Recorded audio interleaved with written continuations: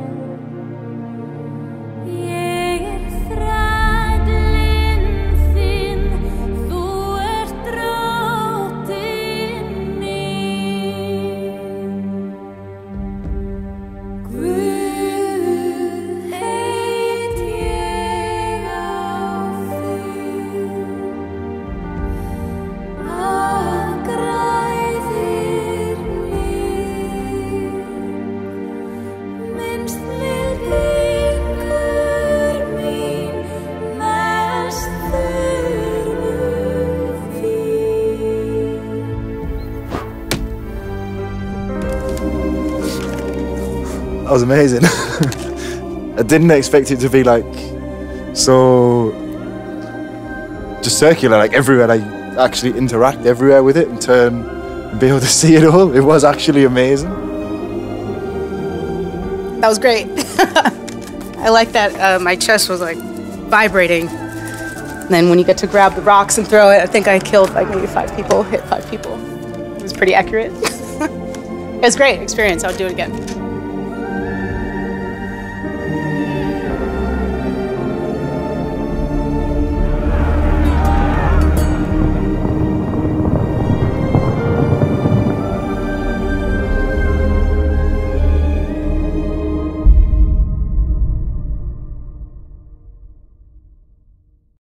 Hello, thank you all for coming, for listening, and thank you Swedish National Heritage Board for inviting me here to tell you about our projects and the exhibition 1238, The Battle of Iceland.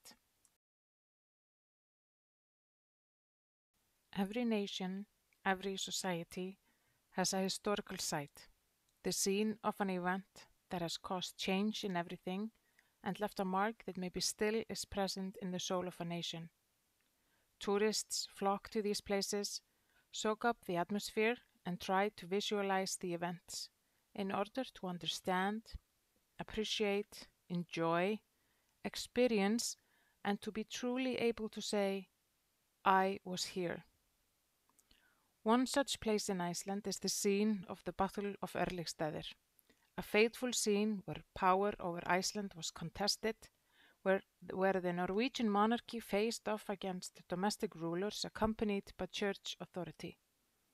On August 21st, in the year of 1238, on the fields of Skagafjörður, clans clashed in the largest and most fateful battle in Iceland's history.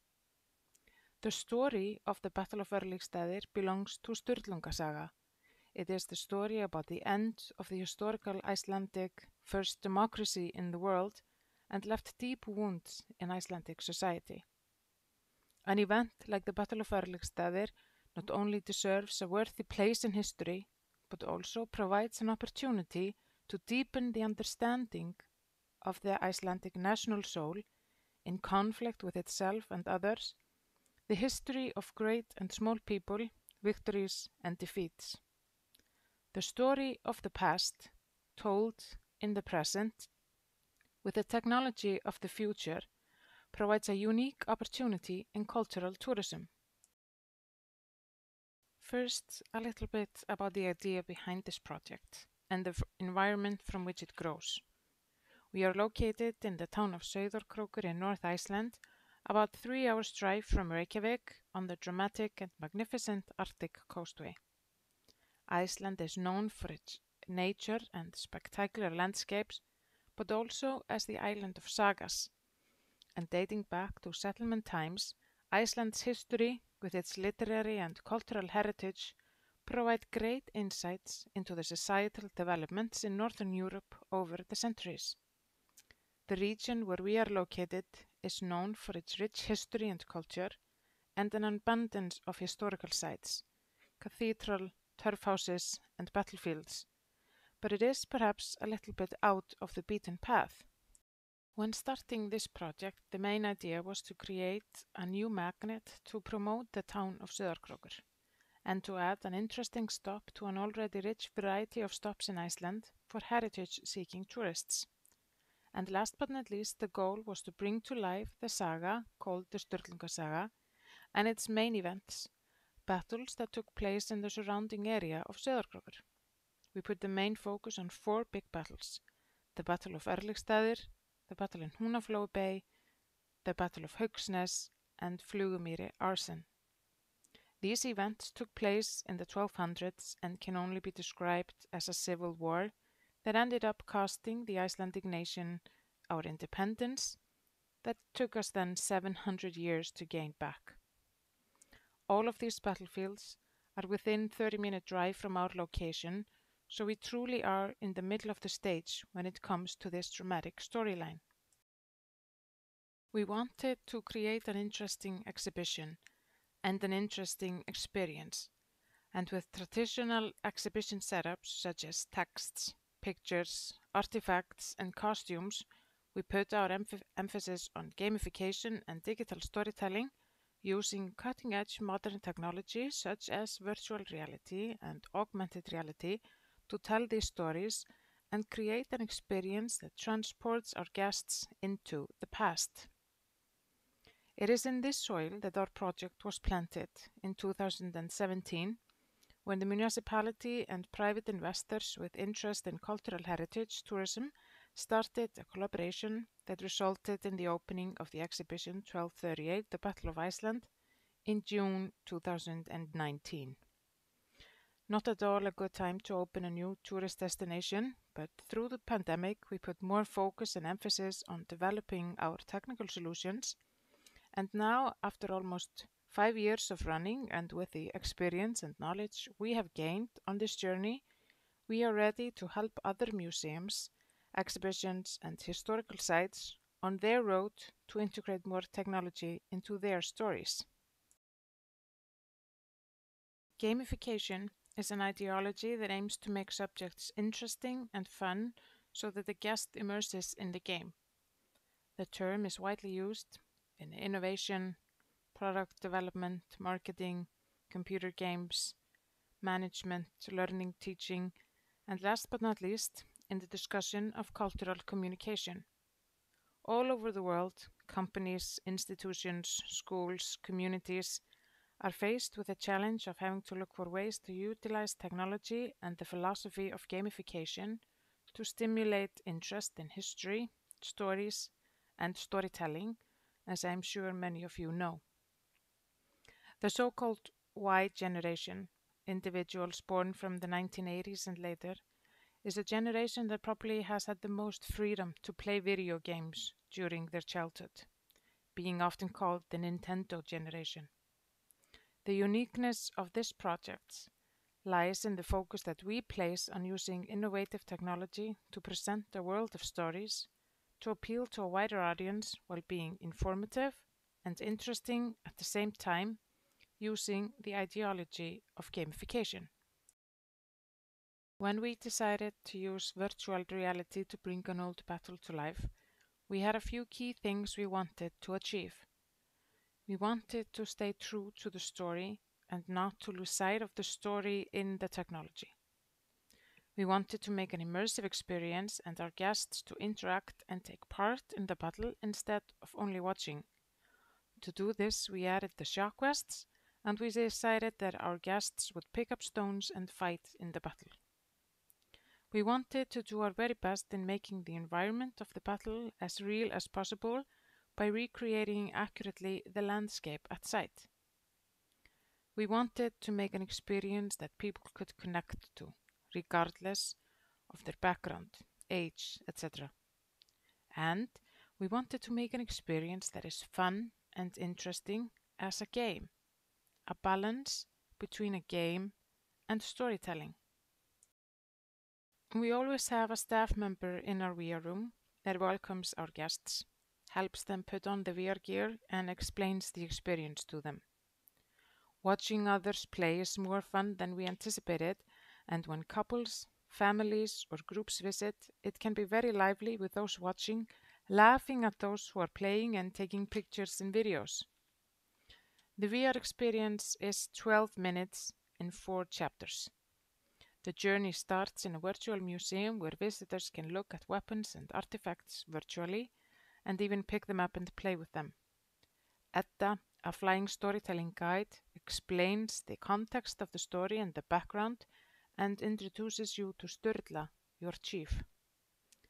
After the visit to the virtual museum, you are brought through a time gate, a portal that takes us to the year 1238, on the day of the Battle of Örlygsstaðir. Once we have found our feet in the 1200s, we practice our rock and spear throwing skills, but then the plot thickens when the clan is attacked by the locals. You are then taken to the actual battlefield, where you get spears, rocks, and a shield. The enemy shows no mercy, and you will feel on your shock vests when you are attacked. The experience ends when Sturla loses his spear. You grab it and are brought back to the virtual museum to give him back his famous spear, Grásíða. To sum up our experience of using VR for storytelling, it is fair to say that we are satisfied with the outcome. We base this on the feedback from our guests, but regardless of age and background, most people enjoy the experience and the reviews we have had are very positive. We've had over 50,000 visitors and found that very few, only a handful of visitors, have experienced the known side effect of VR sickness, less than 0.1%. The VR experience is, broadly speaking, what we wanted it to be. It is fun, it educates, and it brings up the adrenaline. All kinds of people connect with it. People that arrive claiming that they are afraid of computer games, mainly older people, really enjoy the experience once they decide to try it, and families really enjoy experiencing it together. Researchers have shown that a museum visit is a social thing. People like to visit museums and in general experience culture together with friends and family. And when people have positive and impactful experience, they are eager to share it with others. One of the bonuses we did not know of before we started is that it is very funny to watch people play, and people often enjoy watching their friends and families almost as much as participating themselves. Beautiful moments where kids are helping their grandparents, couples shooting videos and laughing at each other, throwing stones and spears in a virtual world. These moments really make our day. As I mentioned earlier, the big aim of our company is twofold: to build an interesting exhibition and to develop products that can be added to other exhibitions and museums to help them on their road to integrate more technology into their stories. And we have several projects in development. We have the digital audio guide with augmented reality, which we are using in our exhibition and are now developing further in collaboration with Glaumbær, the local heritage museum, and Reykjanes UNESCO Geopark. In both cases, we provide the technical solution, the training and support in running, and the collaborate partners provide the content, the stories they want to tell. We have the Book of Sagas that we set up to honor the writing of the sagas and our heritage when it comes to storytelling. It is interactive, guests turn the pages, and the visual content projected on the book changes. They can also press on buttons on the pages to get more information. This book has been very well received by our guests, and we have plans to add more books to our exhibition. Then we have the development of guest exhibitions, which we have in Viking World in Reykjanesbær, and few other similar ideas are brewing in our company, for example in Norway and Sweden. The long-term goal with these collaborations is to develop a customized VR experience for each and every collaborate partner based on the stories or experiences they want to develop. We work with a collaboration agreement where we can provide the equipment and software needed. We manage the full setup and train the local staff. Then we provide support and service throughout the process. The collaborate partner is responsible for providing the facilities and hire or dedicate the staff needed. The timeline is generally 6 to 12 months of using the 1238 VR experience, gaining experience and building knowledge to service customers, fixing smaller problems and in general becoming comfortable with this kind of mediation of the cultural heritage. Then together we develop a storyline based on the content and the story to be told. Programming and developing takes from 12 to 18 months, and the new experience will be set up with the existing equipment. With this form, both us and our collaborate partners do not need to invest in advance in something that they will not like or be comfortable with, and we minimize the financial risk for both sides. The 1238 VR experience, when set up as a testing and a guest exhibition, can be either an add-on that guests pay extra to visit or included in the entry fee with an increase in the ticket price according to the added value. The results in museums we have already set up speak for themselves. Viking World increased their visits by 17% in the first year and increased their income by 70% by increasing their entrance fee and having the 1238 VR experience included in the general admission. Their TripAdvisor rating also has gone from 3.5 to 4.5 within a year from opening the VR guest exhibition. Every nation, every society has a historical site, the scene of an event that has changed everything. Imagine being able to sail around the oceans with Vikings, travel to ancient Rome, or fly the very first flight with the Wright brothers. The story of the past, told in the present, with the technology of the future, provides a unique opportunity in cultural tourism. Creating good memories while telling a meaningful story with technology that is still developing is a challenge, and a challenge we really like.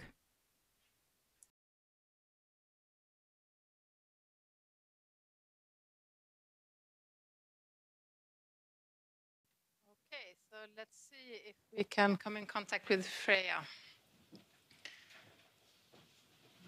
Hello, I'm here. Hi. Hi. Welcome to GEMA and Sweden, Freya. Thank you. I've heard that you've been watching the conference during the day. Not the entire day, but I managed to get a glimpse of the last introduction. Okay. Because I was just wondering if you did understand anything, because everything was held in Swedish. Okay. A little bit, not too much, but a little bit. A little bit, okay. So before I let the audience here ask you any questions, I have a question. I can really see why the audience like your place, because it seems to be a great fun and laughter and so on. But I wonder if you have done some investigations, if people learn more when they use the VR technologies and all the different methods compared to an ordinary exhibition. We have not ourselves done any research regarding that, but there are some, we are quite popular amongst, for example, students to do case studies on our exhibition, but I think that would be a really interesting perspective. what we hope, obviously, to do is to evoke interest for people. We often say that if you have no interest in history, at least you have something fun to do. But also, if you have interest in history, then here's something new perspective, something new to do. Yeah, I for once, I think if you have fun, you learn more and you get more curious. So I think it's a great way to make people curious about what you want to learn them. You in the audience, do you have any questions for Freya or comments? Yes.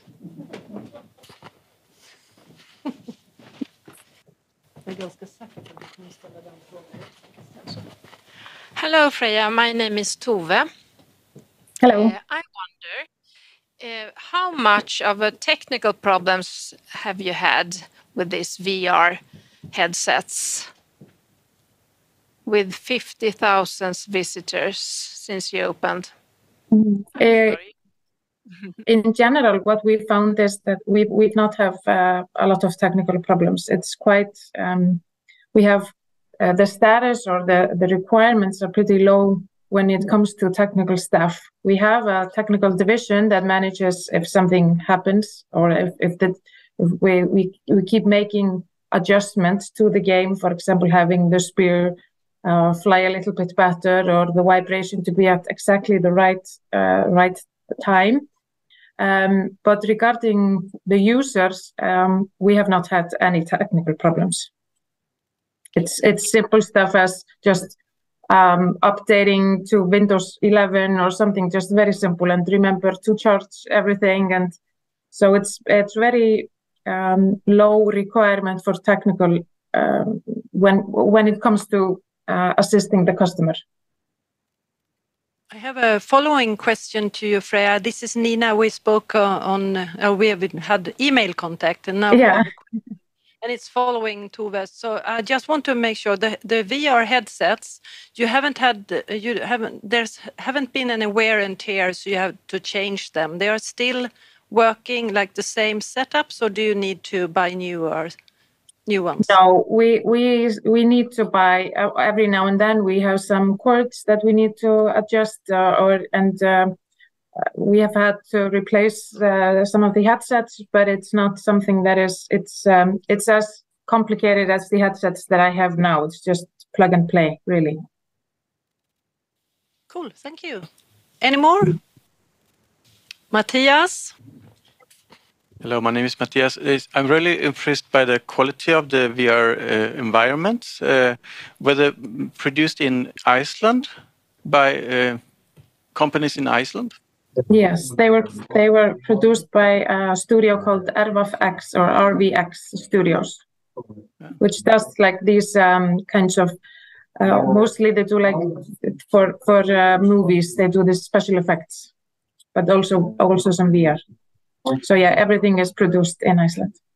And did they work together with you as like for research and to really produce environment historical true? Were they cooperating in a good way to make the historical environments true? Yes, definitely. And we had a team of people that are used to writing manuscripts for theaters. We have actors. And the main actor is 3D scanned, so it's not computer made entirely. So we had a team of designers, historians, programmers, and people that know how to tell a story through theater. Yes, my name is Robert. I just wonder about the timeline for a production like this and also the budget. Mm-hmm. From when we started, it took about almost 2 years, the first one to make. But then it's kind of like you build up kind of banks. So now we have a horse, we have a Viking, we have made all these small articles, I guess. So in the future, it will take a shorter time, and the total budget at that time between 2017 up to and the VR was already before the exhibition was was ready. So the VR was ready in early or late 2018, early 2019. I'm not sure about the total budget, but I think it was something around to begin with was around 50 or 60 Icelandic million kroners. So it's a Icelandic kroners. Yeah, well, I don't know. They say it's kind of cheap. So they all want to buy your product now. Yeah, definitely should. We have a question in the back. This is Martin from Ivor Studios. We've been working with some similar... I think I'm losing connection a bit. When you're dealing with war or something very physical, as in the action that we saw in the clips from your experience, when you're picking up a spear, when you're using a weapon or something that the gaming engines are usually even tailor-made to do, these type of first-person experiences where you actually step into a fight. Have you worked with any other museums yet in making content that's not as much action? For places or for cultural heritage sites where it's more about the experience and not so much about taking part in the action? Well, so far we are working with we've started creating the custom-made VR experience for the Viking World, which is about sailing. So it's in a way that it's not as much action as you say, but that was kind of the plan for this. It was important for people to participate and not just watching, because there's a difference between watching something through virtual reality or 360 video. But it's important for us that people are activated, that they are doing something, whether it's a battle or if they are sailing or cooking or knitting or whatever, that they are doing something. That's kind of the goal or the focus that we've had. I have a question from the chat. It's an impressive production. How did you get the financial means to make it? Even though it's a privately owned. So it was a collaboration with the municipality that they provide the housing, and there is just a private owner who owns the company and financed it. And so it's a long-term financial investment here to stay. So now we all have to go to Iceland and visit Battle of Iceland. Okay, so do we have any last questions? Yes, we do.